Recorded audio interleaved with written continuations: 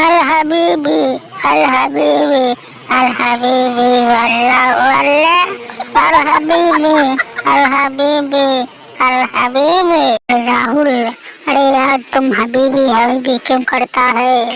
अरे यार तुम तो मैच हार में नहीं कर पाया है। तो एक बार पारी में 50 रन में नहीं मार पाया, फिर तो अल हबीबी करता है यार। अरे हम लोग मैचवा जीते हैं। अरे हमें सब चाहिए अल हबीबी कहीं चाहिए, एकदम नगारा बजाई तो से कौन मतलब है?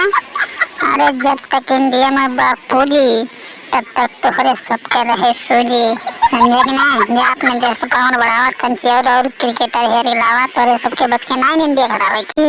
हम जिएंगे और मरेंगे अहे वतन तेरे लिए, बांग्लादेश को फिर हराएंगे, दूसरा मैच है वतन तेरे लिए।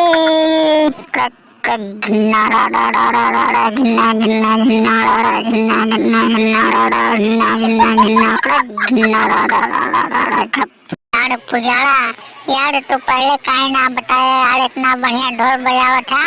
हाँ अरे बताया होता हम अपने ब्याह पहन के ले चले जुआरे 4% ढोल बजवाई। चला ठीक बा, चैनल सब्सक्राइब कर भैया।